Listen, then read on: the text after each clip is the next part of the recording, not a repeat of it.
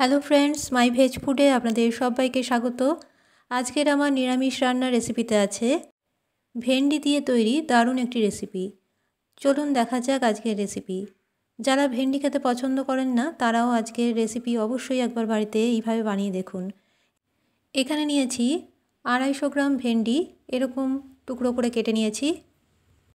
আর নিয়েছি মিডিয়াম সাইজের 3টে আলু, খোসা ছাড়িয়ে ভালো করে ধুয়ে কেটে নিয়েছি। আর এগুলো এইরকম টুকরো করে কেটেছি আর একটু ভাপিয়ে নিয়েছি। আর নিয়েছি কয়েকটা ডালের বড়ি। একটা কড়াইয়ের মধ্যে প্রথমে সর্ষের তেল ভালো মতো গরম করে নিতে হবে। গরম হয়ে গেলে এর মধ্যে ডালের বড়িগুলো ভেজে নিচ্ছি। এখানে বলে রাখি, আমার চ্যানেলে সব রেসিপি সম্পূর্ণ নিরামিষ। পেঁয়াজ রসুন ছাড়া সমস্ত রকম নিরামিষ রান্নার রেসিপি দেখানো হয়। যদি নিরামিষ খেতে পছন্দ করেন তাহলে চ্যানেলটি অবশ্যই সাবস্ক্রাইব করে রাখুন।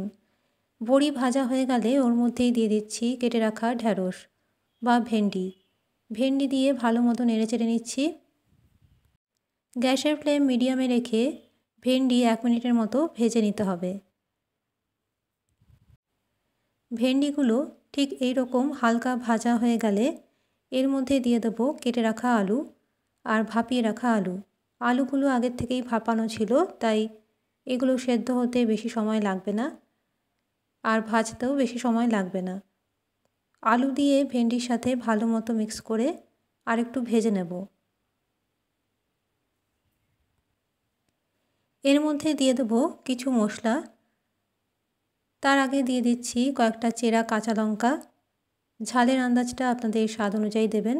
এর মধ্যে দিয়ে দিচ্ছি 1/2 চামচ হলুদ গুঁড়ো, স্বাদ মতো লবণ, আর দিয়ে দেবো সামান্য পরিমাণে জিরের গুঁড়ো বা 1/2 চামচের মতো জিরের গুঁড়ো। এবার খুব ভালো মতো নেড়েচেড়ে নিচ্ছি।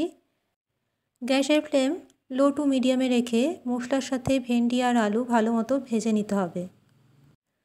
আজকে আমার চ্যানেলটি যারা নতুন দেখছেন বা প্রথম দেখছেন, চ্যানেলটি সাবস্ক্রাইব করে রাখতে পারেন। এখানে সমস্ত রকম নিরামিষ রান্নার রেসিপি দেখানো হয়। এবার ভেন্ডি আলু ভাজা হয়ে গেলে এর মধ্যেখানে একটু জায়গা করে এর মধ্যে দিয়ে দেব 1 টেবিল স্পুন সর্ষের তেল। সর্ষের তেল ভালো মতো গরম করে নিয়ে এর মধ্যে দিয়ে দিচ্ছি 1/2 চামচ পাঁচফোড়ন। পাঁচফোড়ন থেকে ভালো গন্ধ বেরোলে এর মধ্যে দিয়ে দেবো একটা গ্রেট করে রাখা কাঁচা আম। কাঁচা আমটা আগেই গ্রেট করে রেখেছিলাম, এবার এর মধ্যে দিয়ে দিচ্ছি।